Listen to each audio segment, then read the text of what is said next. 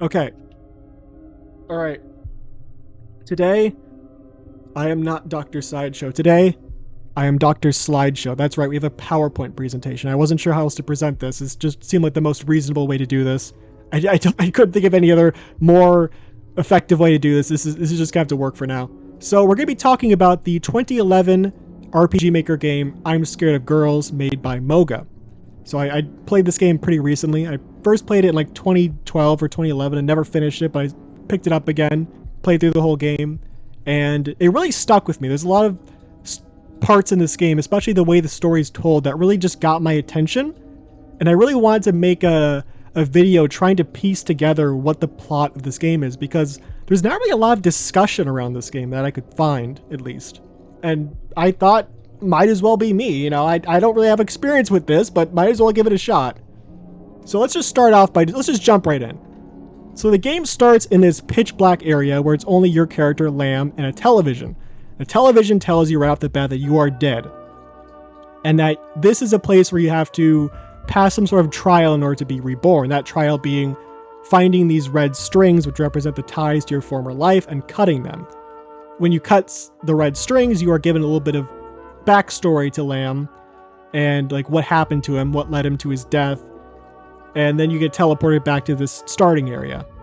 The TV also tells you that someone followed you to this area, and we'll get to that later. I skipped over that when I first tried to make this video, like last week. But that is an important detail. That's a very important detail that I skipped over the first time I tried making this. So then after that, you pick up a knife that spawns next to the television, you spawn into the overworld, at which point you're given the opportunity to listen to a tutorial on how the gameplay works. So in this game, the goal is to find all of the red strings, and you find them in these dungeon areas. And in the dungeon areas, there are enemies, and there is combat in this game. But the combat's very interesting. It's not like typical RPG Maker combat. This combat operates by positioning, for lack of a better word. The idea is that if you walk into an enemy from the top or bottom, the enemy will damage you.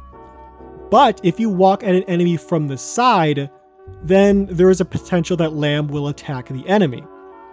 I say potential because there is a chance that even if you walk into an enemy from the side, the enemy will still damage you.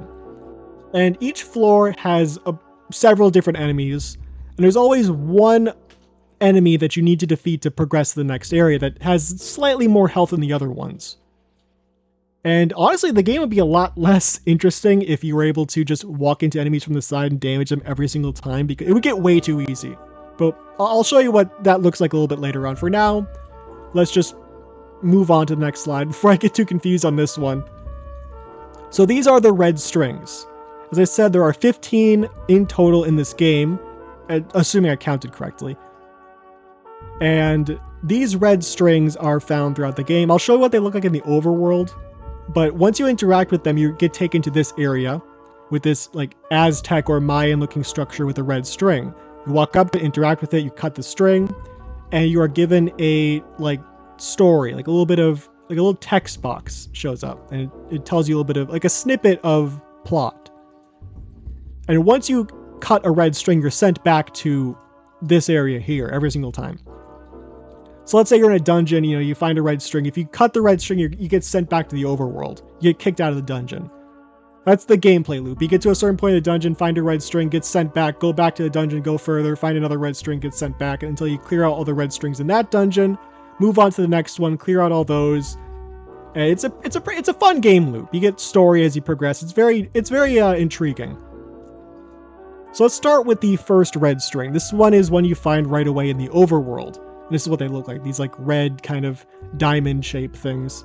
Once you interact with them, you get sent to this area right here, where you cut the red string, and then you get sent back to this area. So the first red string you get is one where Lamb gets kicked out of his house by his parents. So his parents find out that he is a crossdresser. He says that he had some sort of hormone imbalance ever since he was a child that makes him look more feminine.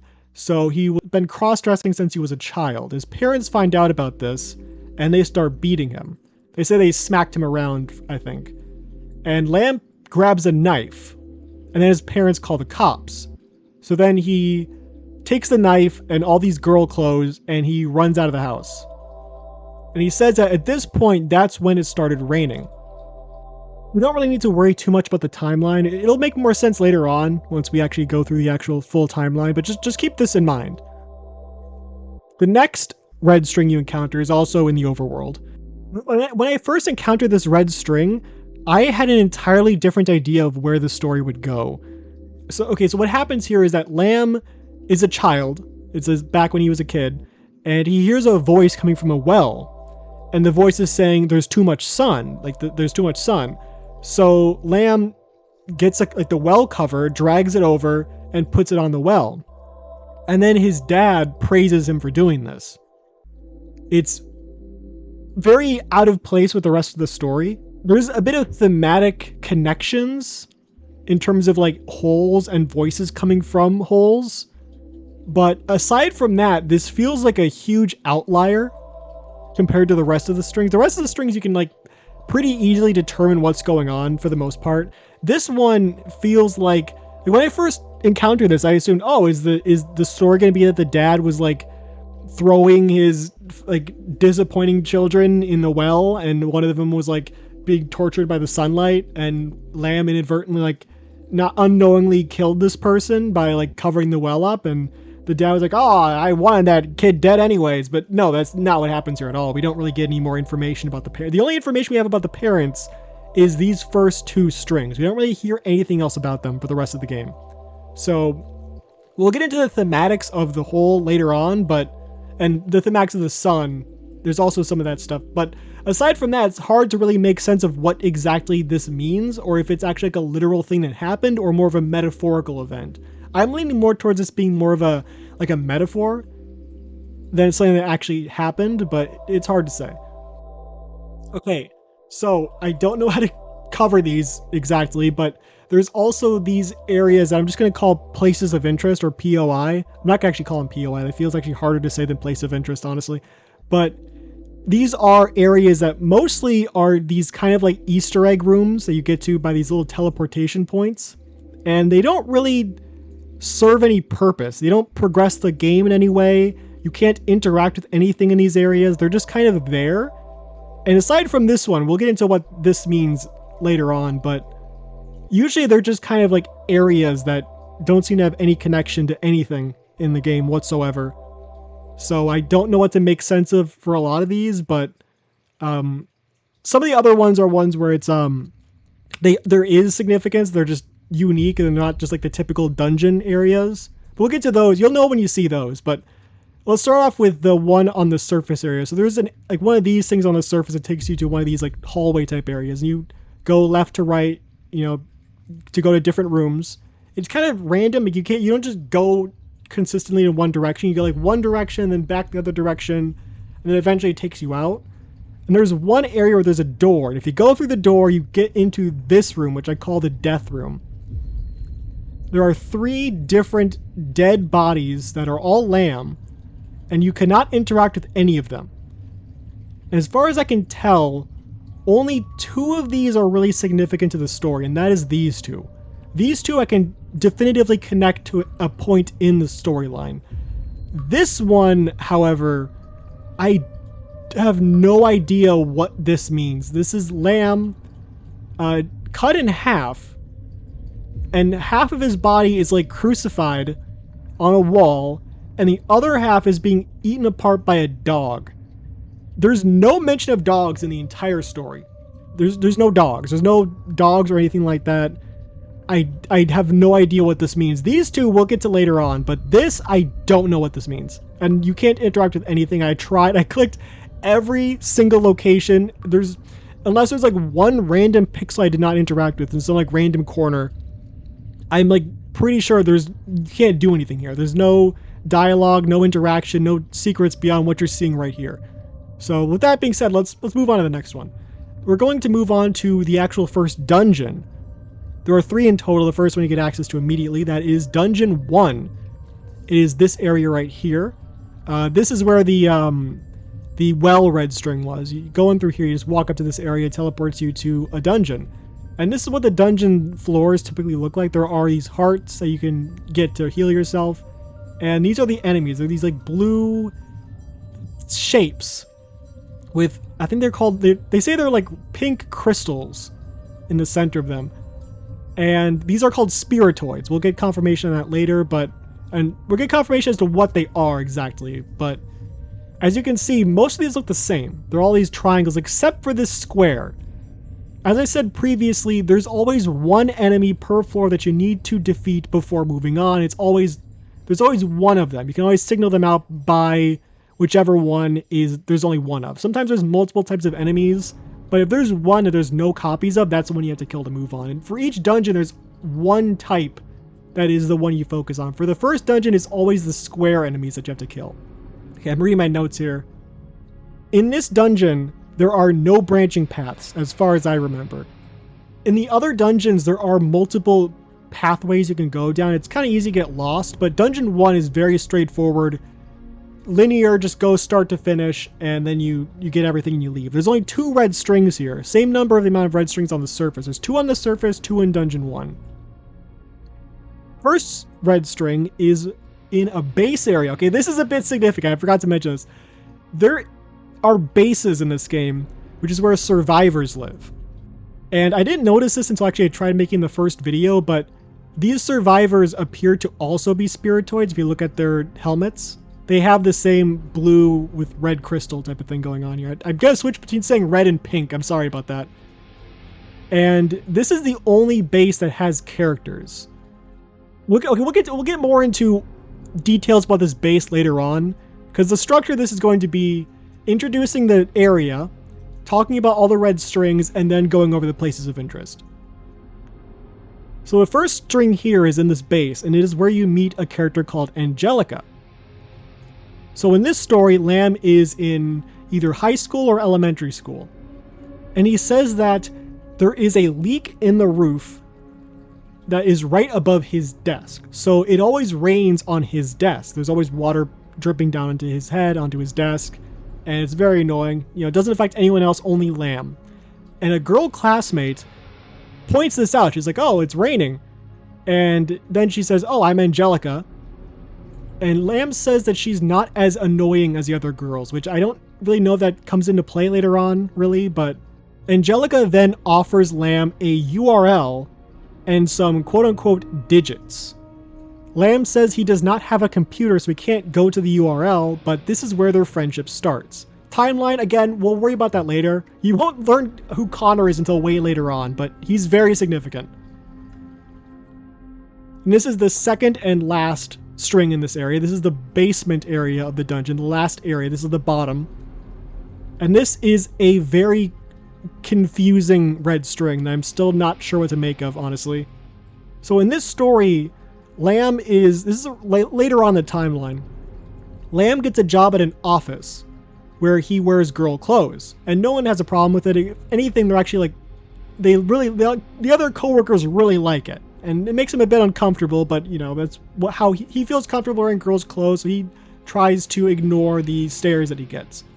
But then one day, a coworker asks him to meet him in the 3rd floor break room, and he says he doesn't know who this person is, he just goes with him. So he meets this person, and he starts vibrating. And then the back of his head explodes, spraying blood all over the wall. And Lamb says, oh, I think it was some, like, obscure medical condition that was left untreated and got, like, out of hand. And I don't even remember what his name was. And again, timeline, we'll get to that later, but I don't know what that means. Because there's some confusion we'll get to later on. This part right here, the fact that his head explodes, and he says he doesn't know this person, it's a medical condition, that is the huge wrench in all my theories. Everything comes back to this part and me not knowing what this means. But we'll get to that later. You'll understand what I mean. Okay, the dungeon places of interest. In the base area, there is one of these teleport areas that takes you to this little room that has healing items, like the little hearts. It's very nice to go here. If you're low on health, you can just go in and out of here and just re-heal yourself to full health. It's very nice. And there's this thing, which I don't know what this is. There's 2 locations we can find this thing. I forgot what the second one was. So there's one in Dungeon 1 in the base, and I think one in Dungeon 2 or in the neon area. I forgot if that was dungeon 2 or 3. But this character shows up a few times. This area shows up a few times. And there's also a skull shop. This is on the pathway of dungeon 1. Like, you have to go through this place to progress the dungeon. This is part of the way you have to go on to get to the end of the dungeon.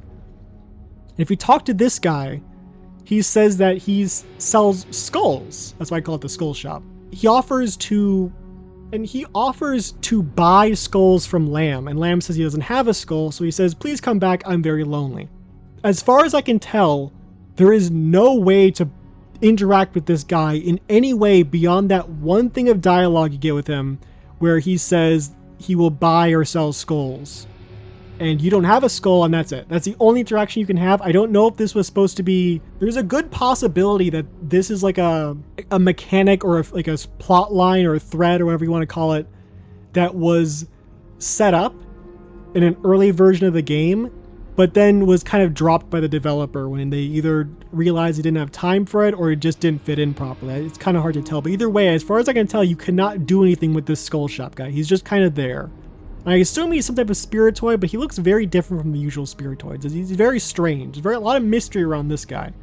This is one of those teleport areas that I don't know what the significance of this is at all. I don't even know what this is supposed to be, but there's one of these teleports at the bottom of Dungeon 1 that takes you to this like medieval like storage room. And there's no interactions with anything here. You just walk around in here and then you can leave, and that's it. In my notes, I just have written, I have absolutely no idea what this area is supposed to be, let alone what its significance is. I don't even know what this is, let alone how it plays into the story, if at all. Presumably not at all, for the sake of my sanity, because I don't know what this is. I don't know. There's nothing in this story that points to anything that could be similar to anything like this, except there's one scene where they talk about a library briefly, but this doesn't look like a library. There are books here, but this is not a library. There's like a stack of hay over here. It's weird. Also, you'll notice there are some structures here in Dungeon 1 that look like the Skull Shop Merchant, but you can't interact with these things. These things are just like decorations. I don't know what the significance of those are. Oh, okay. Now we can talk about the first base. I have a lot of notes on this one. So there are people here, and as far as we can tell, these are people who died, like your character, who have not moved on. One person says that he does not cut any red strings because he died trying to defuse a bomb. So he has PTSD. He doesn't want to cut strings. It makes him terrified. So he can't cut his strings, so he has to just live here. That's why he's existing in this limbo area. That's why he has not moved on. And he's part of this society of people who do not want to cut ties with their former life. They just want to exist here. There's a possibility that in living here for that long, they turn into spiritoids. And the reason why they look like this and you don't look like this is just because you're new here. You haven't turned into a spiritoid yet. There is a leader character here called Swan or Swain. I'm going to say Swan. And she says that if you find any other abandoned bases in other dungeons that they will eventually move over to those areas, and you'll eventually see characters move over to there. They'll start occupying other areas to explore the world, but that does not happen. I assume that's something that they intended earlier on, but didn't follow through with, because it wouldn't really add much to it, aside from maybe some more dialogue options. I think we get a good idea of what's going on here from this interaction you get with these characters, but I think they wanted to be kind of like, as you explore, you map out new areas, you find new locations, and then they branch out their civilization to find more bases. And Swan says that spiritoids are remnants of dead people, animals, or events. So they're kind of these remnants. They're presumably souls of people, but it's odd that they're also souls of events. They also say that some spiritoids have just gone crazy. They've just been here for so long, they lost their sense of self, and they're just kind of these things driven by instinct. But they also say that some of them are paid by the TV. The TV is the one who told us that, we're dead and we need to go on this whole quest. So that never really gets explained any further, really, but this makes it seem like the TV is the villain, and there's something that kind of hints to it later on, but there's not really any there's no meat there really. There's aside from the fact that we can assume that the TV is a stand-in for God or some type of deity or higher power. Now I'm gonna move on to Dungeon 2. Okay, the Dungeon 2 is where the neon area is. Dungeon 2 is very similar to Dungeon 1 as far as it's a dungeon. There's branching paths in this one. There is a regular area that looks kind of cemetery-like. It's very like there's a bunch of dead trees, and there's a separate area that I call the neon zone. I think I mentioned this earlier, but there isn't like a wide area around the middle of this dungeon where once you beat the circle guy, that's the main enemy of this area, is the circles. It opens up a staircase. And usually you just go down that staircase, but if you go to the right, there's a separate staircase that opens. There's two staircases that open. One of them takes you to like the cemetery type area, and the other one takes you to the neon area. So there is a branching path here, and there's two different avenues you can go down. So the first string here is where you meet someone called Pitt, and this is in the cemetery type area.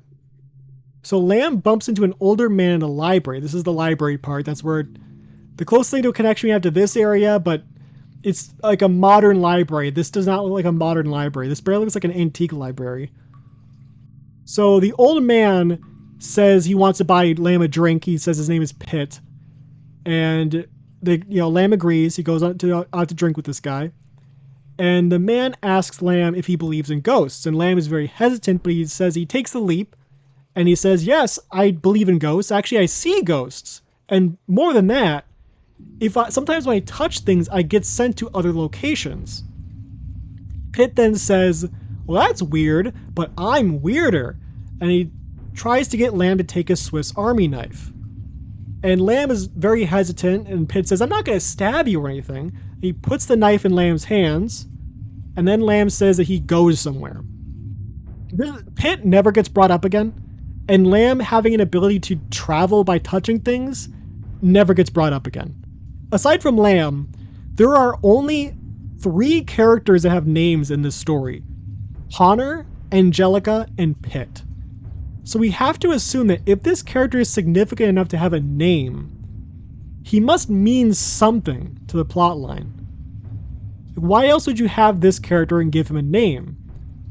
We'll get to that later on, but I don't really have a solid answer as to what this character is supposed to signify or how he fits into the overall story. He's kind of an outlier as far as characters go. Mainly because we have very little information about him throughout, not even like the red strings, but other characters show up in certain ways, except for Pitt. He's only here and never again, as far as I can tell, unless there's some Easter egg I missed. The second red string in this area is one about Angelica. Angelica in this story leaves an entire bag of clothes in Lamb's room, and Lamb says that he has not cross-dressed since he was a child. However, he feels the desire to do so again, so he puts on her clothes, and he says he feels very excited doing so. And then Angelica then enters the room and it ends there. So it's kind of how is she going to react? It's a cliffhanger. The interesting thing is that Lamb says he is in a locked room. He says his room is locked. But Angelica is still able to walk into the room. Now we have the diner story. This is in the neon area that I mentioned. This is the base in the neon area. This is one of those abandoned bases that presumably was intended to have characters come here to set up stations or whatever, but it doesn't happen. So in this story, Lamb starts a job at a midnight diner. And he says that the customers look like these weird, dark, amorphous blobs out of the corners of his eyes. And one of the customers approaches Lamb when he's on his break and asks Lamb to come back to his apartment in exchange for cash. Lamb says he outright refuses, but the man gives him a card, and Lamb says he keeps the card for reasons even he doesn't really understand. But then 1 month later, Lamb gets fired. I'm going to assume that Lamb getting fired is probably not directly connected to this encounter, because there's such a long gap of time. Like, a month is significant. Like, if he said, after this, I got fired the next day, okay, something weird's going on here. Maybe the diner's a front for, a prostitution ring, and this guy was a customer who was trying to go for that service. And when Lamb refused, they're like, okay, we can't have this person here. He's either a risk to the business. He might go and snitch to the cops or something.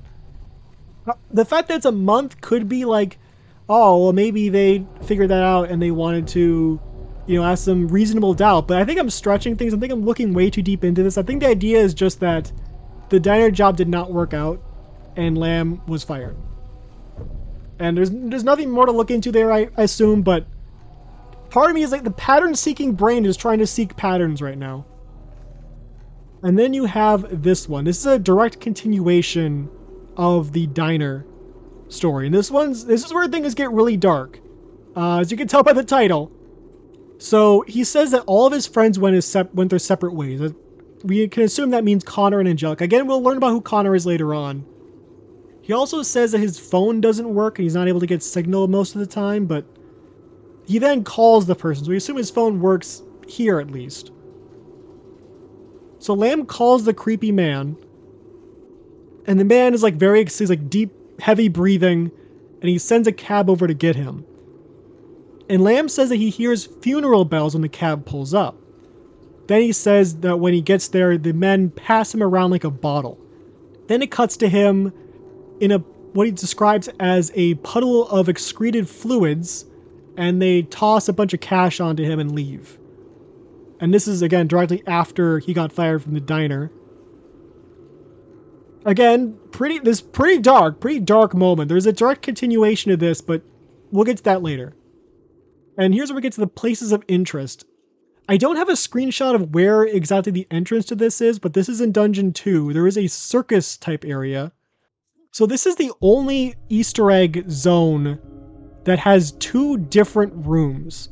And I don't think that's necessarily significant, but it's a little interesting. I don't even know what this location is supposed to be, honestly. It looks kind of like a mix between a farmer's market and a circus, and I don't know what these white things are. But you can go in here, there's 3 skulls on the floor, and you can walk up on the stage. There's nothing on the stage, you can't interact with any of these stands or any of these white things. You can just walk into here, walk around the stage, and that's it. Then you leave. So I don't know what the significance of this is. I did think at some point that perhaps you were supposed to either take one of these skulls and bring it to the skull merchant, or buy a skull from the skull merchant and put it here with the other 3 to unlock something. But as far as I can tell, that's not a thing. Maybe that was intended earlier on, but no, it's not a thing in this game. No. And then we have the waterfront house place that is in the neon area. I have no notes on this thing. It's just this, and if you walk to the right, it just scrolls. It just infinitely scrolls through this area. And there's nothing in any of the stories that points to anything remotely similar to what this is. This could be an apartment. This could be the apartment, but I doubt it. This could be Lamb's house, but again, there's not really any direct concrete information that points to this being anything significant beyond just a cool visual. So now we move on to Dungeon 3. Dungeon 3 has the most branching paths.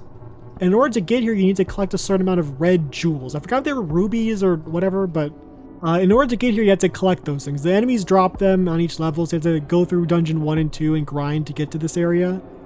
In this area, the enemies are these like triangle squid things. So the first red string you encounter is one where Connor leaves. You don't get the one you're introduced to him first. Going by the way they're positioned, odds are you're going to find this one first, and you're going to be very confused like I was. So in this story, Lamb goes over to Connor's house, but it's empty. They had moved out in the middle of the night. The thing is, their house still had running water. So Lamb goes upstairs, draws himself a bath, and says that he stayed in the water for long enough for it to become salt water. So I assume that means that he was crying in the bath water. So that implies some type of, he was missing Connor a lot. And I think he said this was a week before he left, so presumably this happened a week before he got kicked out of the house by his parents. The next one we have is in another base. This is the Dungeon 3 base. And in this one, it starts off with Angelica calling Lamb over to hang out and play in the snow on Christmas break. Like, she says, "Hey, would you like to borrow some of my old clothes that don't fit me anymore?" And Lamb's like, "Are you sure?" And she's like, "No, I think it's really cool that you're, into that type of stuff." She says she thinks that Lamb acts more like a girl than all the other girls in school do. Like, she thinks that Lamb is more girly than the other girls. And the only note I have here is that if you keep in mind chronologically, bad things don't really start happening to Lamb until after he gets kicked out. And that's when the rain starts, as far as what we hear in the first string. So he says that's when the climate changed and it started raining. And that's also when bad things start happening to Lamb. The interesting thing is, and we'll get to this later, but if you remember the part where he meets Angelica, he says it was raining then too. So keep that in mind. We'll get to that later. This is the string where you actually meet Connor. It is in this television beach area. We'll get to this, details on this area later on in the place of interest part. But in this story, I forgot to I keep forgetting to change the text. So I had this memorized, but so there's this kid called Connor at school. Lamb wants to be this guy's friend. So one day Lamb approaches him and introduces himself. And Connor, introduces himself. And then Connor's like, "Hey, are the rumors true?" And Lamb's like, "What rumors?" And Connor says, "That you're not straight." And Lamb's like, "Well, would you not want to be my friend if I weren't, if that were true? Like, if that were true, would you still want to be friends with me?" He's like, "No, I think it's fine." And then he says how Connor was such an amazing person. That's pretty much it. And then we have the television dream. This is kind of like the bottom of Dungeon 3 in a way. In this dream, Lamb is curled up with a blanket watching TV in November. And then he says the TV starts glitching, and then the screen falls on the ground, these shards of glass, these colorful shards of TV stuff. So then Lamb gets up and goes for a walk, goes through the door, down the stairs, and up the wall. So right here we can already tell, if it weren't obvious enough, that this is a dream. Then he walks out barefoot into the grass, and he says he hears a song coming from a pit and wakes up with a headache. The pit. It's coming back. That's what I was talking about. This is where the pit comes back. He hears a voice coming from a pit, and that wakes him up. He doesn't say what the voice was saying, but we get the motif coming back. There's also a motif that starts about walking through grass barefoot. That comes up later on. And also, another motif, the television. The television comes back here. The television is what sets off this dream journey. And presumably because he is in a house watching TV, I assume that means that this is before he got kicked out. This is probably during high school. And now we have a very interesting string that comes up next. This is what I call the laptop scene. I said previously that all these strings are just white text on a black screen, and that's it. Except for this one. I'll get to the visuals for this later on in the place of interest, but this is an actual location you go to when you cut this red string. It takes you to a scene, an actual physical scene. And there is a laptop. And I missed this the first time I played the game. I got through this part, and I got this red string, and I forgot to save, and I ended stream there. And I started up the next time and had to redo it. And that time I was like, "Oh, there's a computer. I should interact with it." And then I got the dialogue here. I would have missed it otherwise. But the laptop pretty much says you have no enemies other than yourself. You have everyone is your benefactor. You have no enemies other than yourself. Something along those lines. I can pull it up, the actual footage of it here, but right here.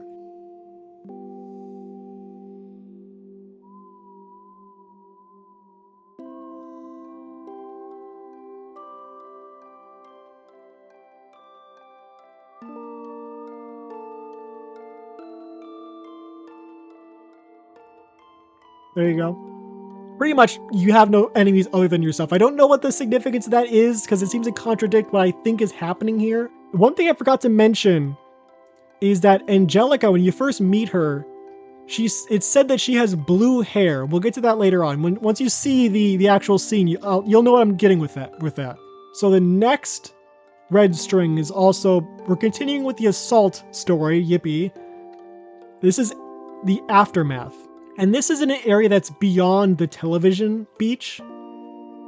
As I showed, right here, it's beyond this area. I'll have visuals for that later on, but It's beyond that area. So in this red string, Lamb wakes up in the apartment and he runs out of there. He says his dress is dirty and his legs feel broken, but he's still able to walk. And he says there's a bruise on his arm that feels like he's been branded. So he runs through a grassy field barefoot and ends up on a dirt path. And he says, this is very stupid. And he says there is a bench near a dead tree. And he says then the sun finally comes back out. The rain finally stops. And presumably, if you were to, going based on what I can tell the actual, the typical playthrough of this game would be like, this is most likely the last string you would encounter in this game. So keep that in mind. The first string we get says that it starts raining, and the last string we get says that it stops raining. As I said previously, remember how even in the red string where you meet Angelica, it's still raining because chronologically, given the order of how we find the strings, there is a linear thing of rain starts, rain stops. There's not a point in there where there's no rain. It's either raining or snowing. There's always something coming from the sky. There's always some type of like weather going on. Even if it takes place chronologically before Lamb gets kicked out. That's more like a meta timeline going on here. It's like a timeline that goes based on the order in which you would find the strings, which I think is very interesting. And now we get into the places of interest. This is where we had the laptop scene. This is what it looks like. So you walk through this area, there's these like ghost-like apparitions of characters. This person here has blue hair. This is most likely Angelica. This is the laptop, and these are two boys. It's hard to tell which one's Lamb and which one's Connor. I assume this is Lamb and this is Connor. And you have these things. I do not know what these things are supposed to be. Full stop, no idea. There's like a monster here, a monster at the far left side and the far right side, and a person right here who looks kind of like maybe Lamb? It's hard to tell. I don't know what this means. I cannot help you here. And then you go through this pit and you get taken up. This is a laptop. This is what it looks like.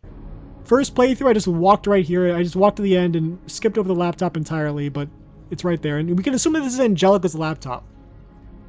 Because the only thing we get in this story about computers is Angelica asking Lamb to look up a URL. And we have a laptop as near this person that's like Angelica, so we can assume that this is her computer. So perhaps the message about you have no enemies other than yourself is about Angelica and not about Lamb. The theory that I have about this game hinges entirely on this scene right here and what I think happens here. We'll get to that later on. We're on Dungeon 3, so we're almost at the end. So don't worry, we'll get there eventually. And then we have the television beach. You get there through this area right here. You walk through this television. So, it's interestingly enough, a television sends you an area. So you walk through this television. There's also like two stairways that show up if you kill this squid thing, but I think they both take you to... the base area, if I remember correctly. There's nothing really interesting with those stairs. This is the interesting part. It takes you to this beach area. I think most of the promotional screenshots for this game use this as the visual because it's very visually interesting. It's very cool looking. And the interesting thing is that you might think, oh man, this looks really tedious. There's all these enemies here. It must be really difficult to get through. None of these enemies attack you. These are all peaceful enemies. They don't do anything. You can't interact with them. They just kind of exist there. And one thing I'll point out, all of these enemies show up in a dungeon at some point, in one of the dungeons, except this thing right here. This like cuttlefish looking thing never shows up in any dungeon. This thing is entirely unique to the TV beach. I don't know what the significance of that is. Maybe Moga intended to add this thing to like maybe a fourth dungeon or something. There's an area in this game that I'll show up a picture of right here that looks like it could have been a fourth dungeon that doesn't do anything. So maybe this was supposed to be the fourth dungeon monster. Just a theory. We also have, okay, this is something I've been holding off on talking about, but this is ignore the screenshot, that screenshot, ignore the text. We'll get to that in a second. Don't worry about it. It worried me very much when that happened, but we'll get to that in a second. So, let's talk about the mechanics of this first. There is an area in this game called the Unhappy Place. It's kind of hard to get specifics as to how exactly you get sent here. Per my experience, if you're in a dungeon and you get hit by an enemy and your health decreases to 2 or 1, I think it's usually 2, you will get sent to the Unhappy Place. Once you get sent here, it's pretty much like a death state because it kind of kicks you out of the dungeon.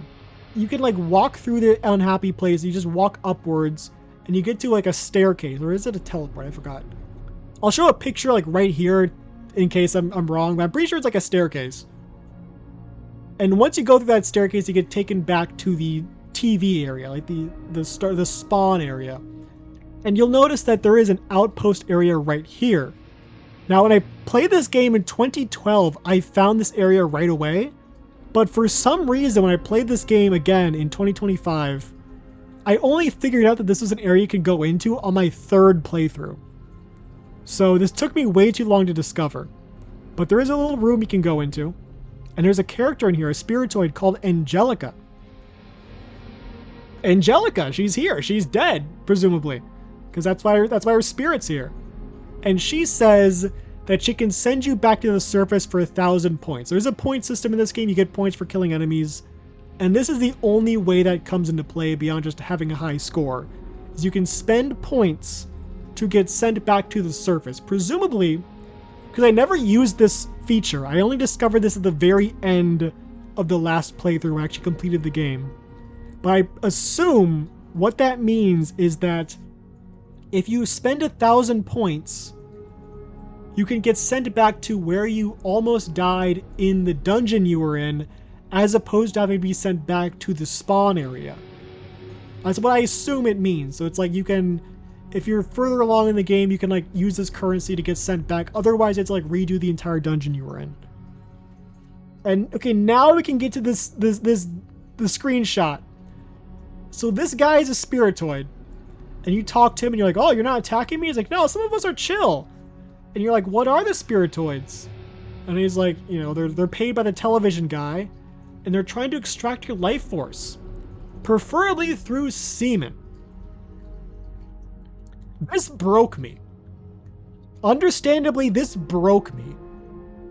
Because it recontextualizes the every single interaction in this game gets recontextualized through this revelation that the monsters are not like smacking you or biting you or like stealing little bits of your like energy or whatever. They are making you come. They are stealing your semen. Somehow, those little geometric shapes are stealing your white stuff. Your splooge is being siphoned by geometric shapes. And I don't know what to make of that, aside from the fact that there's a motif of going back to the assault where people use lamb for sexual pleasure. People will take advantage of lamb for their own purposes. And I think that's reflected by these monsters stealing your semen. They just see you as a sex object. I still don't like it. I love this. I genuinely love this game. I think this game is fantastic. It's an amazing game. Hidden gem. 10 out of 10. I love this game a lot. This one part just... I try not to think about it. I forgot about it up until this point. Because I keep trying to block it out of my mind. It's like, it's that weird. But it's out there. They steal your splooge. It's out there. Okay, let's move on. Let's move on. So there is a red string in this area. Why is Gemini popping up? It's gonna pop up for Gemini on my Gemini never comes up when I want it to. I don't know how to access Gemini on my phone. It only comes up just randomly out of the blue. Okay, so this is the Unhappy Place outpost. There's a lot of stuff going on here that I don't fully understand. This is Angelica. This is the red string. We'll get to that later on in the place of interest part. There is a red string where Lamb says that he lost his balance and he fell. To be specific, he says the thing about balance is sometimes you do not have it. Something along those lines. I'll show up a screenshot. And then after he falls, he doesn't feel any pain. He hears a voice saying, "You're going deeper." Not exactly a voice from a pit. However, you can see the connection here. A voice coming from somewhere saying, going deeper, like going deeper into a pit. Keep that in mind. That plays into a theory. But at the end, he says a pole goes through his chest when he lands. So this is exactly the point in which Lamb dies. And there is some confusion here as to where this happens in the timeline. Because my first assumption on my first video was that this takes place right after the assault. This is Lamb has his legs broken. He's walking on a wet, muddy path. He falls and something impales him and he dies. However, the assault takes place before he got the job at the office. So that means that he died after he saw the person's head explode, which means he did not die after the assault. This happened after the office job, which kind of screwed over my theory. This whole theory about, his legs were actually broken. He was trying to walk. He couldn't walk. He fell. And the dream is significant because it's foretelling his death. And we'll get to that later. I had a whole theory that gets thrown off by the timeline here, but there's this weird interaction where there's a spiritoid that says he's very hungry, and you give him sapphires. Sapphires are like rubies or like a currency you find by defeating enemies.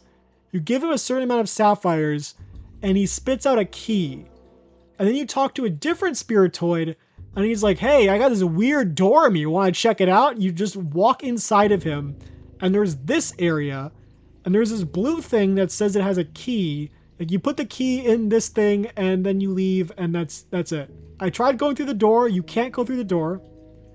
And I don't know what this did. I don't know what this means or if this did anything. There's a possibility that you have to do this to beat the game. I don't know. I didn't try beating this without doing this. I don't know if this is significant or not. This could be like this could be like an unfinished mechanic, but it's here. It's certainly here. I don't know what the numbers here mean either, but this is definitely an area. There's a lot of things in this game that are like that. Okay, so this is not the unhappy place. However, at a certain point in the game, you can talk to Swan, the lady. I assume she's a lady. For some reason, she gives me lady vibes. I imagine her being a woman. You can talk to her. She says something along the lines of "You are a prime candidate for our soul storage feature, where we can take your soul and put it into safekeeping.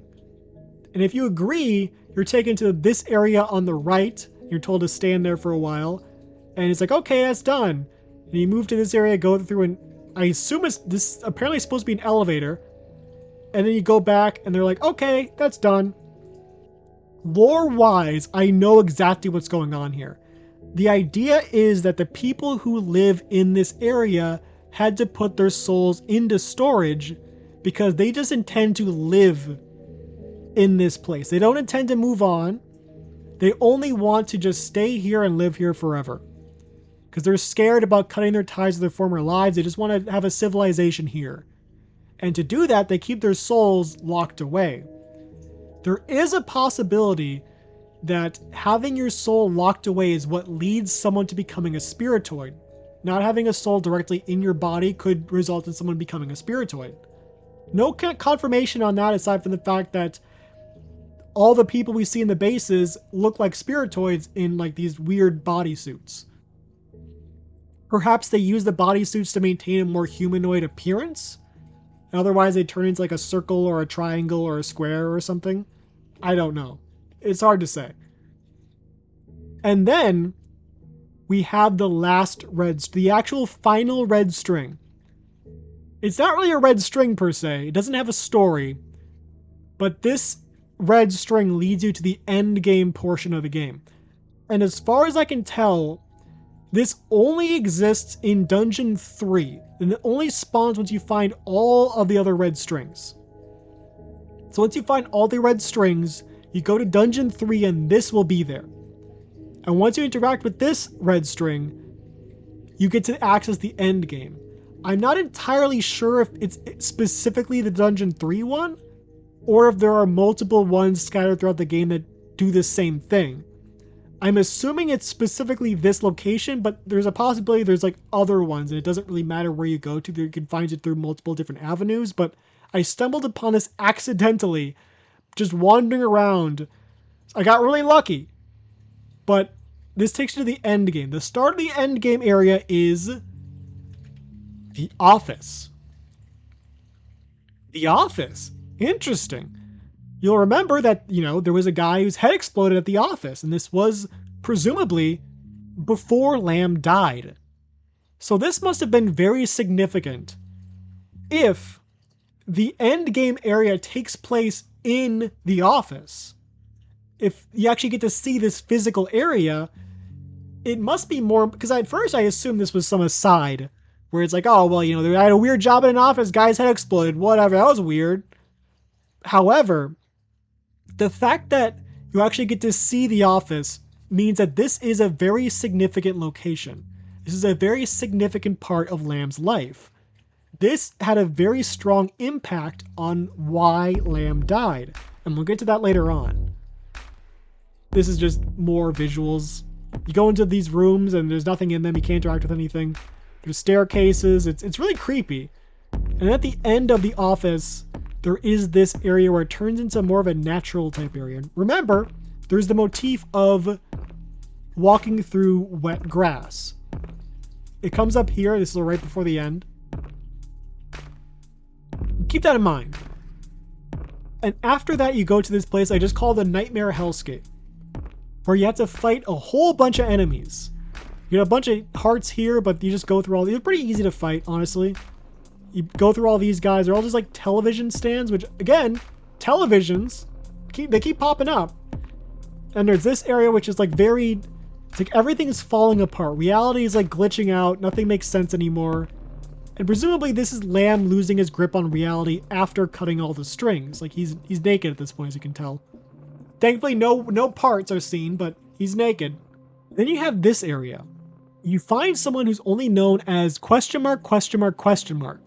And upon meeting this person, Lamb hugs them, and the person's like, oh, Lamb? What? And Lamb's like, shut up. And they hug. If you remember, the television said you were followed when you came here. We can assume that this is the person who followed us.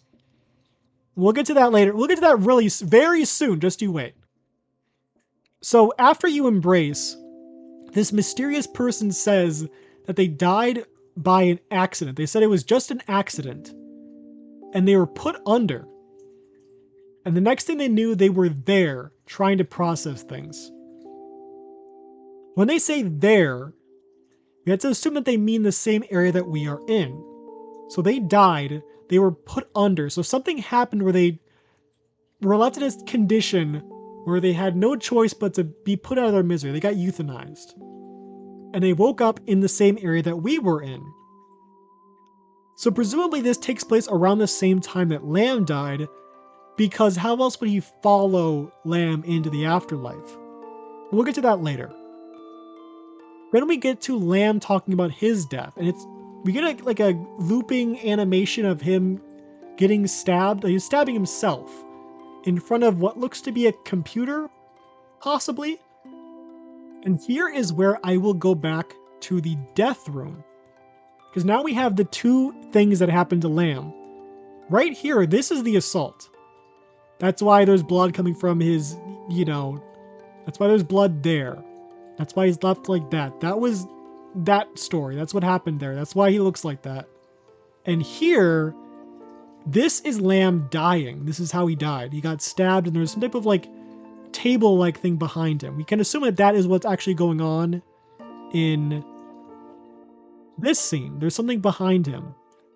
He says he gets impaled in the death string.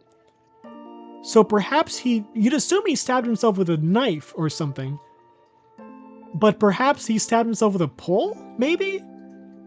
Or perhaps the death was not accurate in calling it a pole. Maybe I'm misremembering, but I'm pretty sure he said he was stabbed by a pole. So we can assume that this is him dying, though. He kills himself. So he says, I wanted it all to go away, and I guess I did it. Then the person says, did you do it because of me?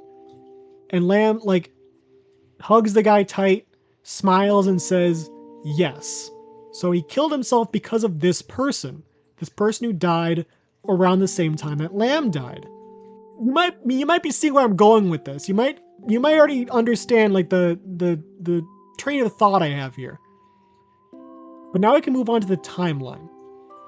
Lamb is a child born with a hormone imbalance who cross-dresses but eventually stops.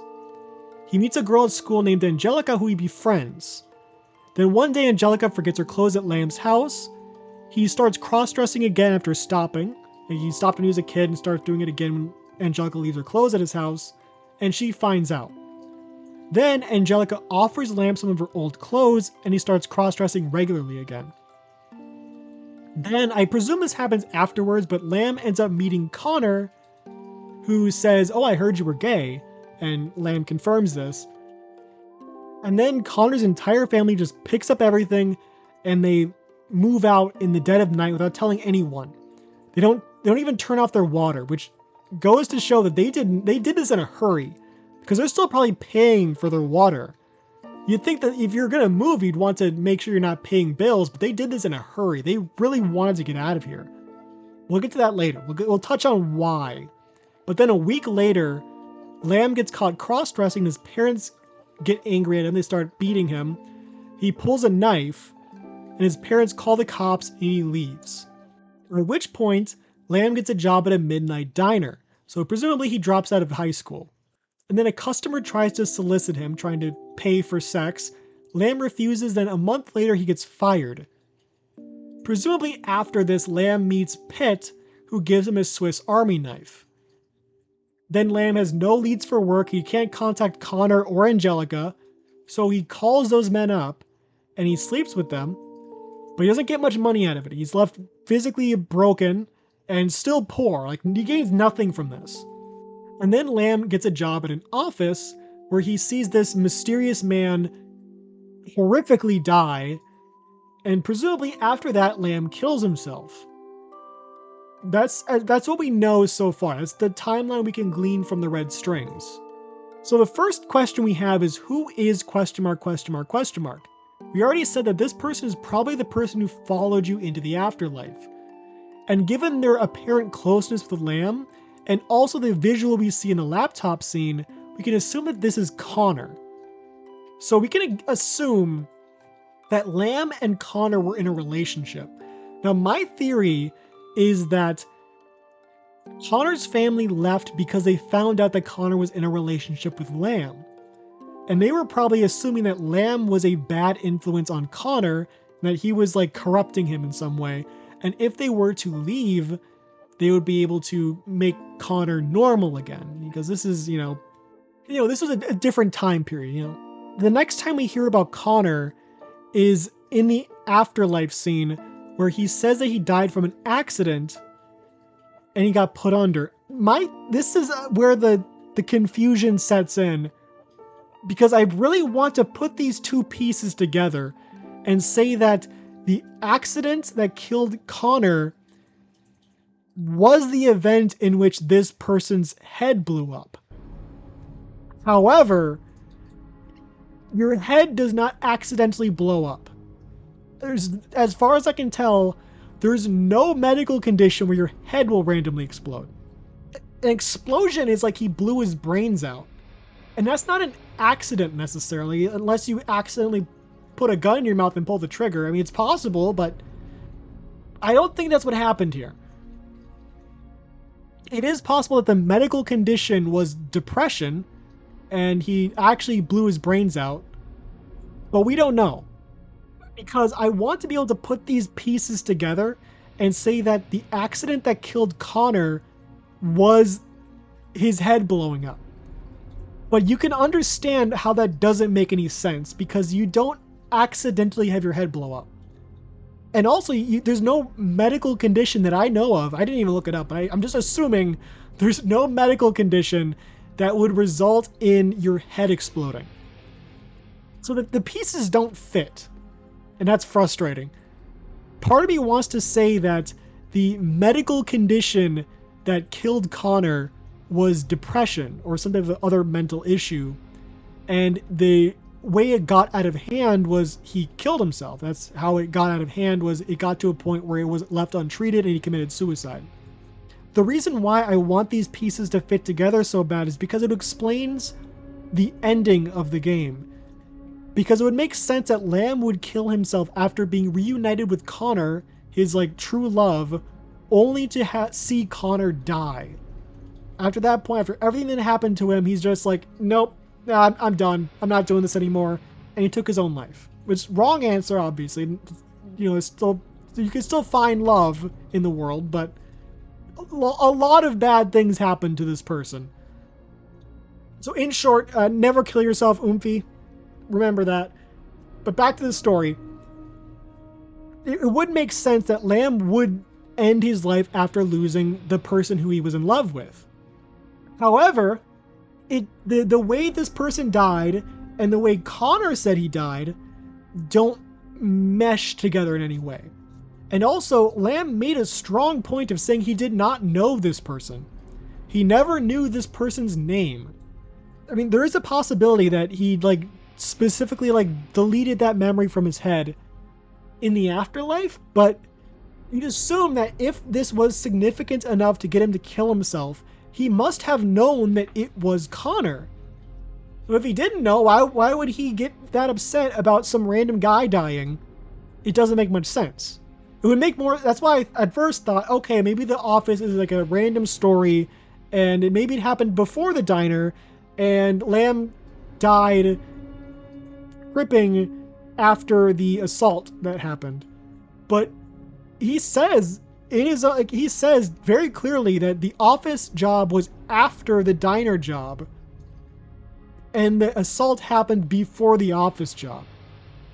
As you can see, I've been trying to work this over for a while. I don't know how to make it make sense. This part is the part that confuses me the most. This is the part that prevents me from having a very conclusive explanation for everything, is this caveat right here. And I don't have an answer. It's just that I don't have a strong answer as to what this means exactly. I can explain other stuff to the best of my abilities, but this has me stumped. So we're going to move on to the next theory. Remember, this game is called I'm Scared of Girls.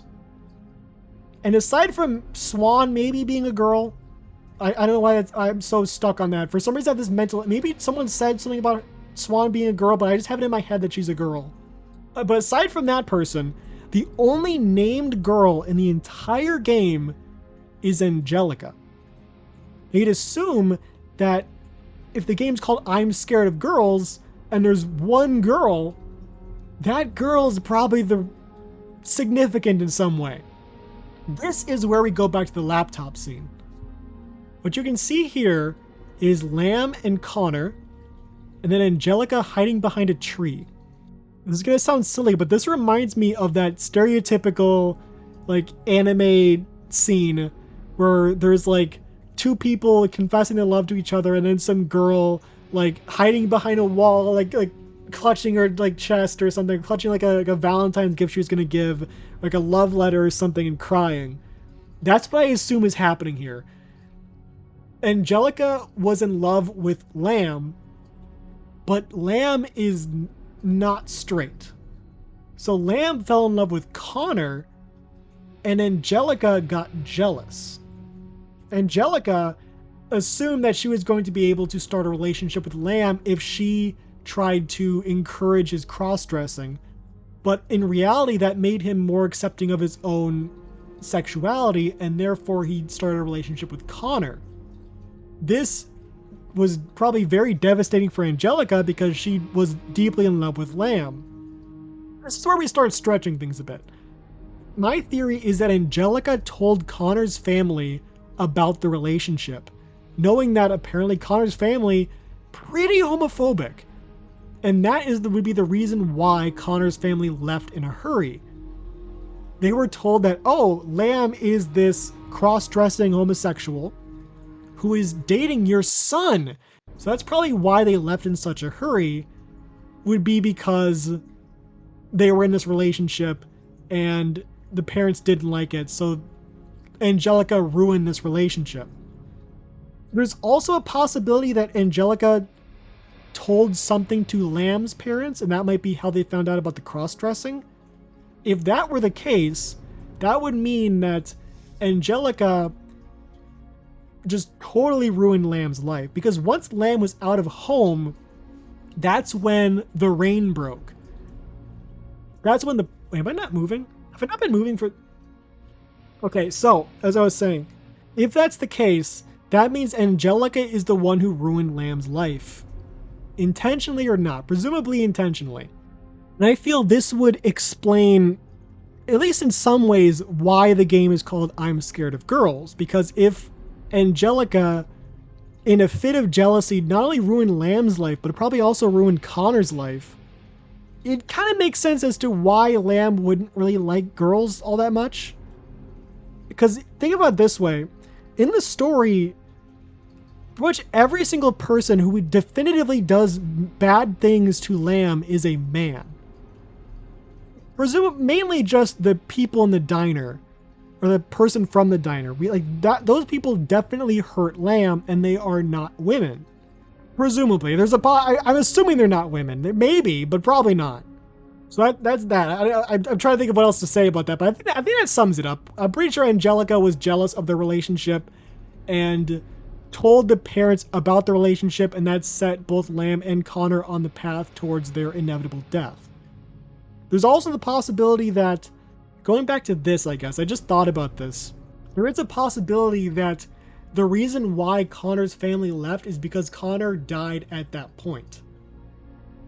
For whatever reason, some accident happened and Connor died, so the parents, maybe not wanting to live in that house anymore, given what memories happened there, ran out and they just left in a hurry. And then maybe the person in the office was just a random aside and that wasn't Connor, but that would mean that the Connor that you encounter at the end would be like a high school student, and that wouldn't make much sense because we get told that the person followed Lamb in, so we have to assume that they died around the same time Lamb died and not like months or even years earlier. So just throwing that out there. It's a theory, but I don't think it does make sense in some ways in terms of, oh, maybe they left because Connor died, and that would be a definitive point as to when Connor died. It kind of makes more sense as to how the accident fits into that, because maybe he died just due to some accident. The parents had to put him down. It would make sense, but I don't know. Just keep that in mind for your own purposes, I guess. Just, in case you like that theory more.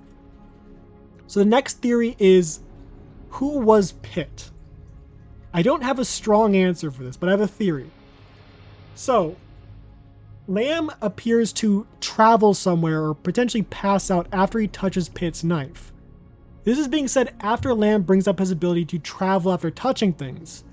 And that leads the reader to assume that some type of like LSD dream emulator or Yume Nikki thing is going on. Because in both of those games, you touch things and get sent to different areas. And Yume Nikki was definitely a strong influence for this game, just given how the game works. So the player probably assumes, oh, this is like Yume Nikki, because this was when Yume Nikki was really big. They might assume, oh, this is like, that type of thing where you touch things and you teleport. And he probably went somewhere when he touched the knife. However, you're probably reading ahead. I probably should have had transitions on the words here. I just didn't feel like doing it. My theory is that Hit roofied Lamb. Because it's easy to focus in on the knife and the teleportation and lose track of the fact that they were drinking at the time. They go out to get a drink. So he was drinking alcohol. And he passes out. And again, remember, the teleportation thing never comes up again. The closest thing we get is him having a dream with the television, but he doesn't touch anything. As far as we can tell, he doesn't touch the television, he doesn't touch the glass, he just has a dream and wakes up in his room. That's the closest we get to a teleportation scene, is he doesn't touch anything, so it doesn't fit. So my theory is that Lamb got drunk and started saying some sort of nonsense about, oh, I touch things and I teleport or whatever.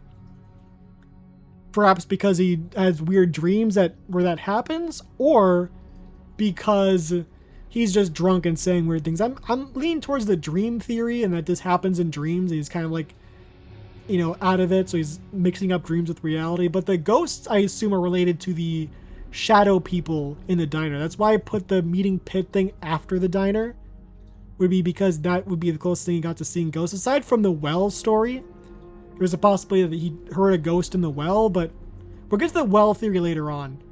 Like, it's the next slide, but my theory is that Pitt heard Lamb talk about teleporting, and since he roofied him, was trying to, like, distract him.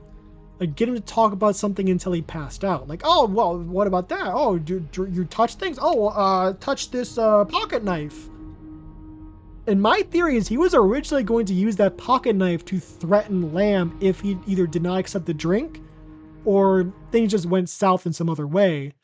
But seeing the opportunity to do a sleight of hand was like, oh, well, touch this lucky pocket knife. Oh, just take it. Oh, just take it right there. So then, like, you would assume, oh my gosh, I really did teleport. When that might not be exactly what happened.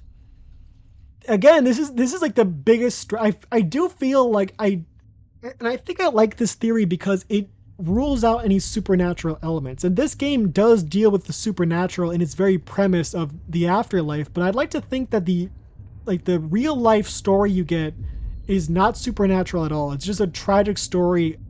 Because at the core of it, it's mainly just like a tragic story about someone just really, like, their life falling apart.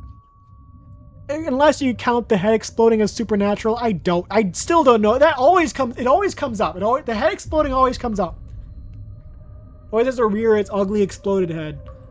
But this, if you explain it this way, there's no supernatural teleportation or psychic stuff going on. It's just another example of Lamb getting taken advantage of, which would go in with the theme of Angelica wanting Lamb to be her boyfriend, and then when finding out she can't get that relationship, immediately tries to, like, ruin his life. That's, again, going off of the theory that I have. Or the more concrete thing of the people at the diner just taking advantage of him and not really giving him much in return, just using him, passing him around like a bottle, and then leaving him in a puddle of excreted fluids. Just like, oh, we'll just use you and throw you away. So then if you add in this story of, oh, Lamb meets this nice older man. The nice older man wants to, like, take him out to a drink, and is like, oh, actually, he was just trying to take advantage of him too. This man was also just trying to get something from him and then leave him on the wayside. It would fit in with the theme a lot more than just saying, at face value, oh, he touched a magic knife and teleported to somewhere. We don't know where, but he probably teleported somewhere. Again, it has a bit of there's a bit of a stretch here. There's a lot of logical leaps going on, but I think this fits in a lot more with this. And I'm hoping I'm not twisting this too much to fit my mental narrative, but that's what I'm thinking happened here. So the next two ones I have aren't really as concrete. I don't really have a nice through line on these. This one I have something of a theory here, but the next one is very vague. The next one's the last one, by the way. A well theory. So there's like 3 examples of the well showing up. The first one is when Lamb hears the voice coming from the well saying the sun's too bright. And the thing is, that parallels the post-assault scene where he hears the voice coming from a pit, and also the sun finally comes out again. So he's been living in this cloudy, rainy world for so long, and suddenly the sun comes up and there's a reference to a pit. So there's a possibility that the voice that Lamb hears as a child coming from the pit is the voice of Lamb after the assault, like being blinded by the sun. And remember, the post-assault scene is probably the last string you're expected to get. So if we're going based on the timeline of how you'd acquire the strings, the first string you get is it starts raining. The second string you get has this voice from a pit saying it's too bright, the sun is too bright. And the last string you get is where the rain stops and the sun comes back and he hears a voice calling him to go deeper into this pit. So that would imply that the voice that he hears in the pit is the voice of Lamb in the future, in the last string you get, finally seeing the sun after so long and being like, he can't take it. He hasn't seen this type of brightness in so long, which I think would make more sense in terms of that's when his tragedies ended and that's when he died. However, we know that Lamb did not die at that point. Like, it makes sense in terms of the timeline of acquisition of red strings, but it doesn't make sense in terms of the timeline of Lamb's actual life, because Lamb did not die after the assault. He died after the office job, which happened after the assault. Again, the timeline comes up and it confuses things. There's like this meta timeline of red strings that it fits in perfectly. It fits in very well. There's almost like a loop. The well scene would take place at the very start of the actual timeline, like the actual Lamb's life timeline. That would be the earliest story we get. And the earliest story we get has a parallel to the last string we get. There's connections here, and I just don't know what to make of them. And I have a note here, and this is really out there. But pit sounds like pit, which is another word for a deep hole. I don't know what to add to that aside from the fact that it's like, maybe there's something there. Maybe, I don't know what it could mean at all. It makes no sense. There's no reasonable connection there, but it's there, I guess. I guess. We had the last one. The TV, I don't even know, I should have changed this from theory to something else, like TV pattern. Because we have a pattern here of TVs showing up. The ruler of this purgatory is represented by a TV. This, like, the deity of this world is a TV. Lamb has a dream where he goes through this grassy area after watching TV. And you get to the post-assault red string, the last red string, by traveling through a TV. And the enemies you fight at the end of the game are TVs. There's this strong theme of televisions. I don't know what it could mean. I have no idea. As far as I can tell, the symbolism for a television would usually be like propaganda or media or some type of like the influence of governmental powers or entertainment in Hollywood and the effect it has on people. But there's no connection about like the government having any play in this story or mass media having any play in this story or Hollywood or whatever. But there's the television. And it's very prominent, and it's hard to say if maybe it's just an aesthetic choice because it comes up way too often to just be written down as, oh, the game dev liked the TV aesthetic. It's still possible. It looks very nice, but I can't help but feel like there's more to it than just, oh, the television looks nice, and that's why the god of this world is a television. But I don't know. Actually, hold on a second. You know what? I'm gonna check something. We're gonna do something live here because I just remembered something that I forgot about. Hold on a second. There was something I forgot to check. Schwarz Vaults.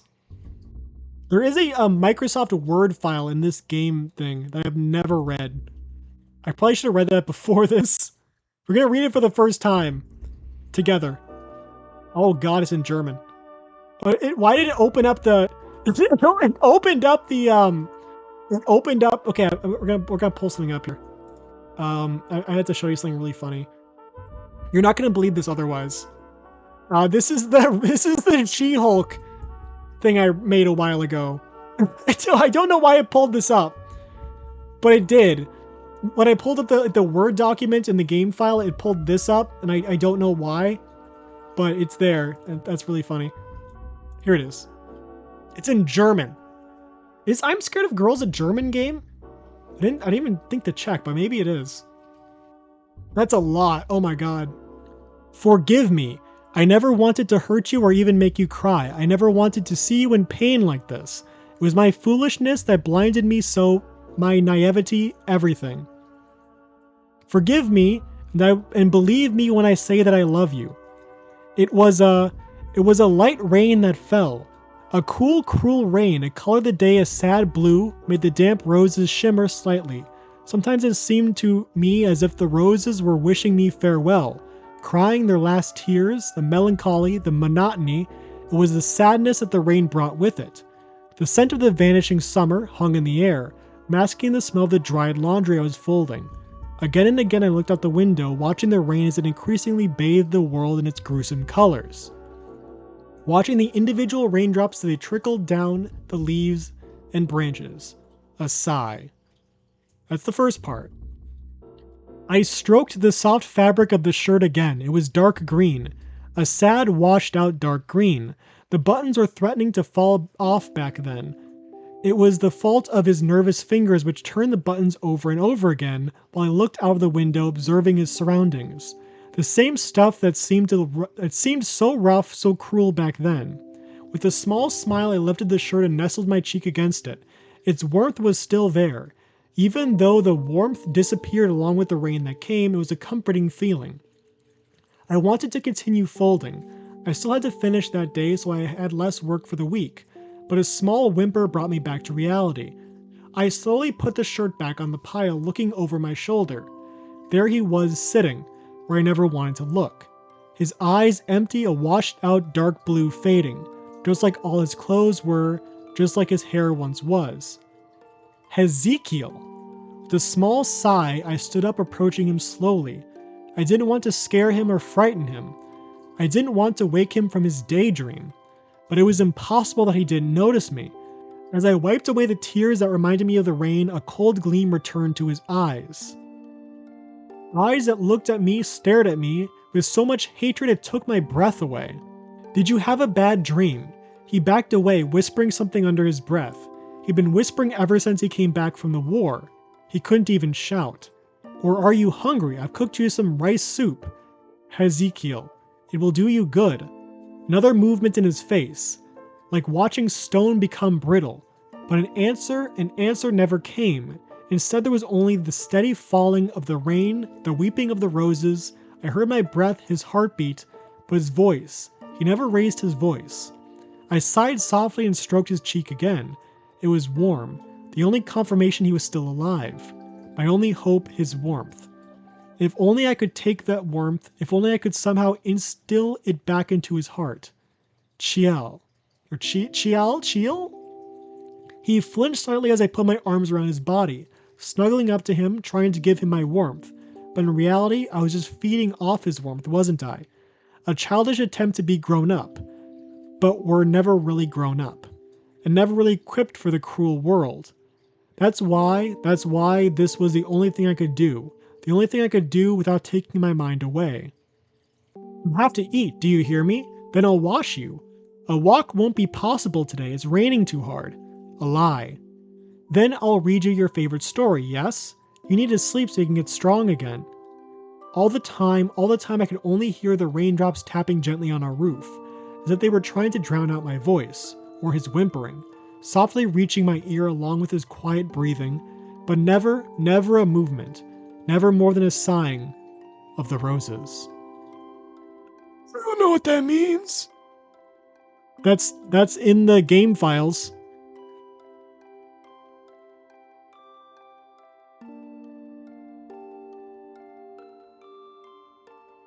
Okay, so there were a few things that I missed that I think I really need to go over. First of all, the footage you're currently seeing over there is easy mode.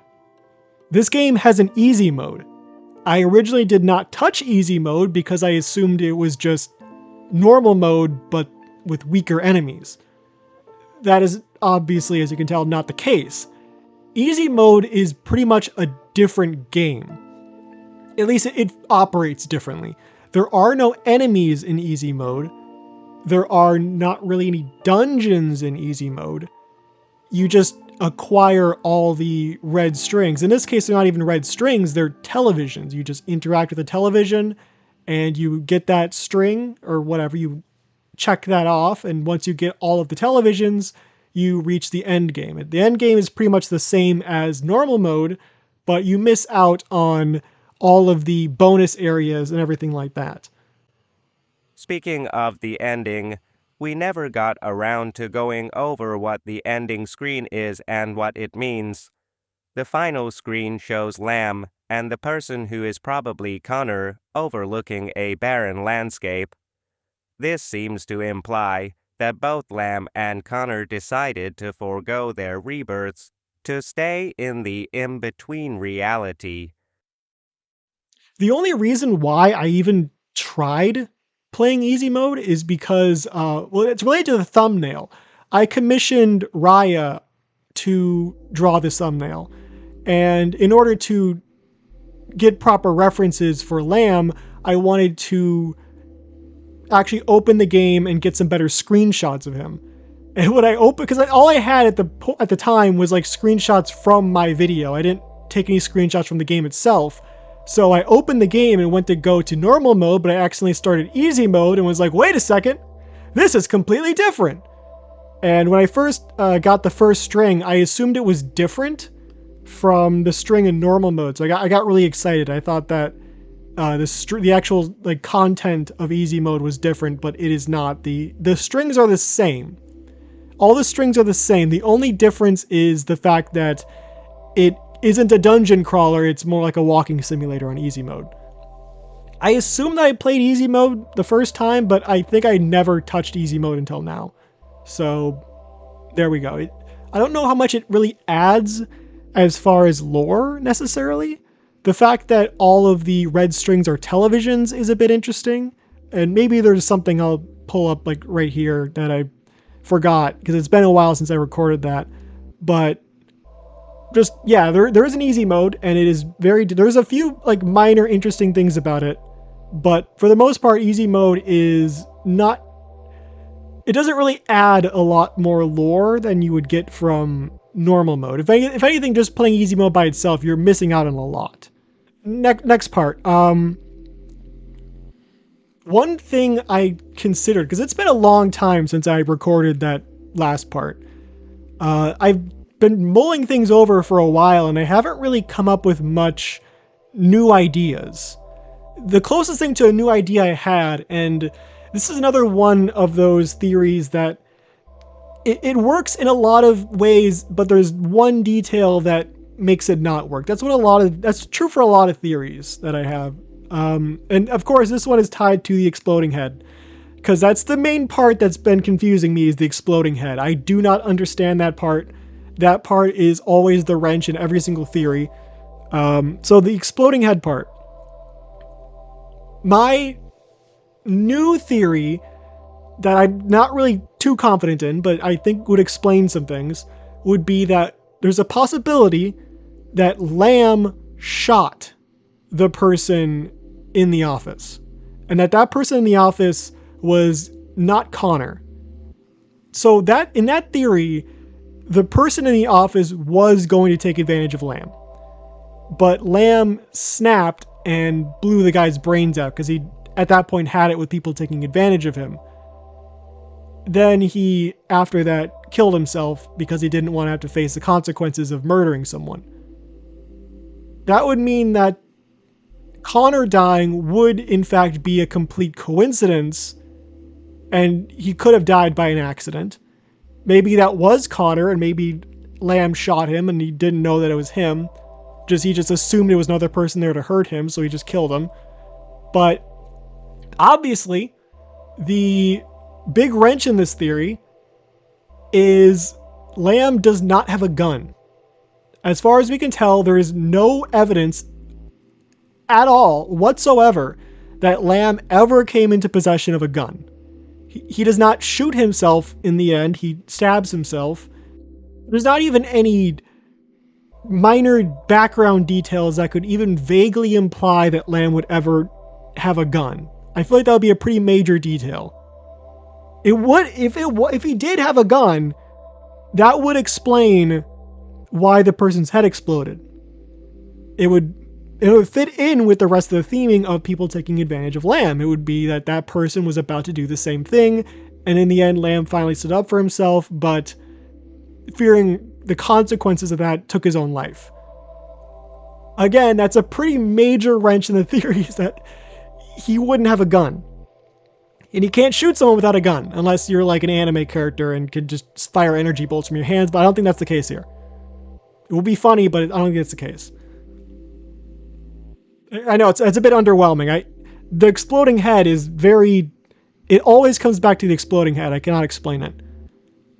Another thing that I said I would bring up is the fact that Lamb does not teleport when he touches the knife. It just says, then it happened. Now, I don't know if this necessarily changes much about my theory.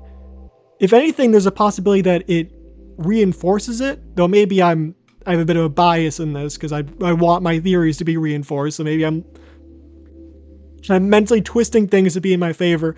But I would assume that if they say, then it happened, that might be further credence to the fact that Pitt did something to Lamb.